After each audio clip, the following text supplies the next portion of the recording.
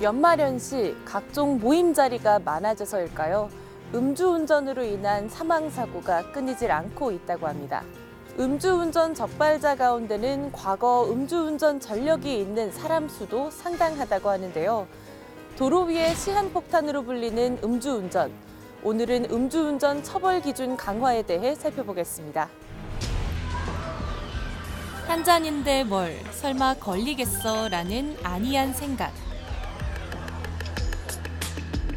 한 잔의 유혹이 큰 사고를 불러와 누군가의 가정을 또는 누군가의 인생을 한순간에 빼앗아 갈 수 있습니다. 안녕하십니까, 음주단속 중입니다. 감사합니다. 설마 하는 순간 음주운전 사고는 현실이 됩니다. 소중한 사람을 태우고 운전을 하는 경우가 많은 운전자들. 운전대를 잡을 때면 늘 긴장을 멈추지 않는다고 하는데요.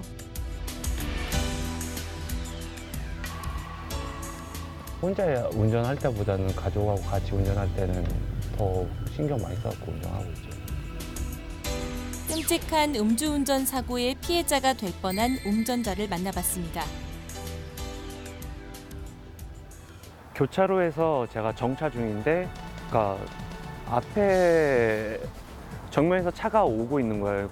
이상하다라고 생각을 하고 피하려고 했는데 일단 서 있는 자리인 거고 옆에도 차가 있었기 때문에 피하려고 하더라도 여의치가 않았었던 거였죠.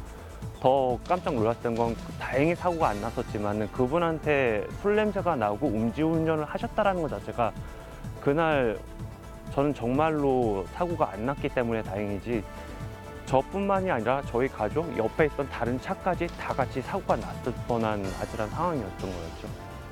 미리 혈중 알코올 농도의 기준을 더 강화해가지고 음주운전을 하지 않도록 그 자체를 막아야 되는 게 시급하다고 생각합니다.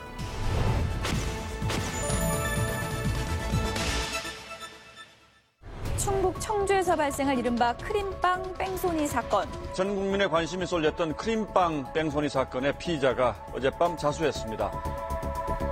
대한민국을 뒤흔든 희대의 음주운전 사고로 불리는 크림빵 뺑소니 사건.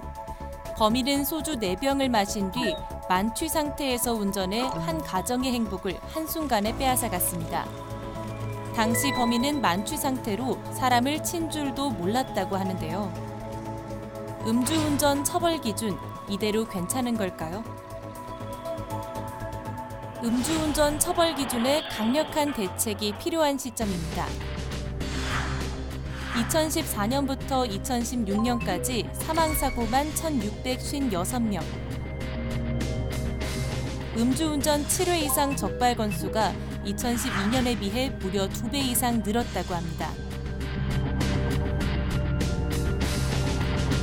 더욱 심각한 것은 음주운전 재범률이 2016년 44.5%로 매년 증가하고 있다는 겁니다. 음주운전에 의한 사고는 치명적인 큰 피해를 일으키게 되고 특히 피해자의 경우에는 굉장히 억울한 경우가 많습니다. 따라서 내 자식과 그리고 가족을 지키는 그런 차원에서라도 절대 한두 잔이라도 음주를 한 경우에는 핸들을 같이 할 수 없다. 잡아서는 안 된다는 의식을 한 번 더 가질 필요가 있습니다. 현재 실정에 맞게 음주운전 처벌 기준을 강화해야 하지 않을까요? 지금은 사실은 음주운전 기준이 0.05%가 넘어야만 지금 음주운전에 해당하지 않습니까?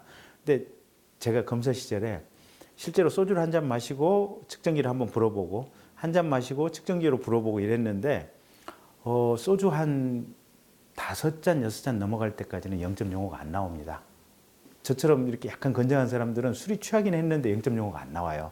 의외로 그래서 이 0.05 혈중 알코올 농도 0.05%라고 하는 수치가 상당히 기준이 높게 돼 있습니다. 그래서 이거를 0.03이나 0.02 정도로 낮추는 게 필요하다라는 학계라든지 실무계의 지적이 있어서 그런 부분도 저희들이 좀 적극적으로 반영을 해볼 생각입니다.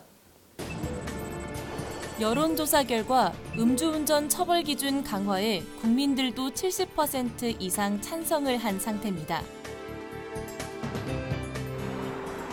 음주운전의 위협을 가장 많이 느끼는 운전자들.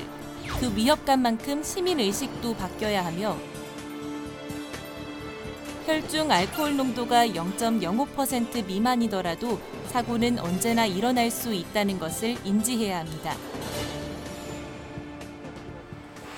가장 위험한 상황은 음주운전자가 도주하는 상황인 것 같습니다. 일단 술을 먹은 상태이기 때문에 이성 판단이 흐려져서 도주하는 차량이 많은데요. 도주하는 차량 저희가 안전하게 추적하고 인접 경찰서랑 공조해서 그렇게 반드시 검거를 하고 있습니다.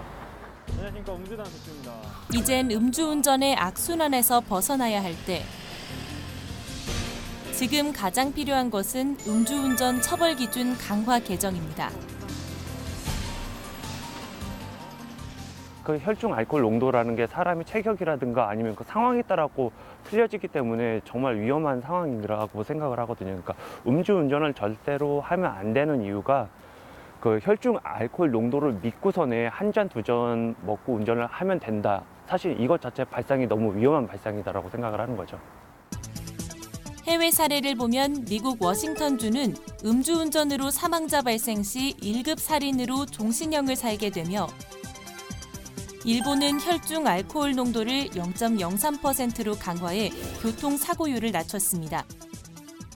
또 스웨덴의 경우 혈중 알코올 농도를 0.02% 이상일 경우 면허 정지 처벌로 음주운전 기준을 강화하고 있습니다.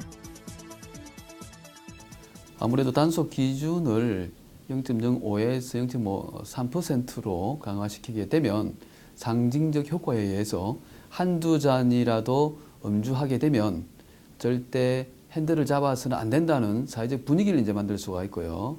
가까운 선진국 사례를 봐도 약 30% 정도 음주운전 사고가 감소하는 효과를 나타낼 수 있기 때문에 음주운전에 의한 치명적인 사고를 줄일 수 있을 것으로 판단됩니다. 오늘의 국민입법 제안.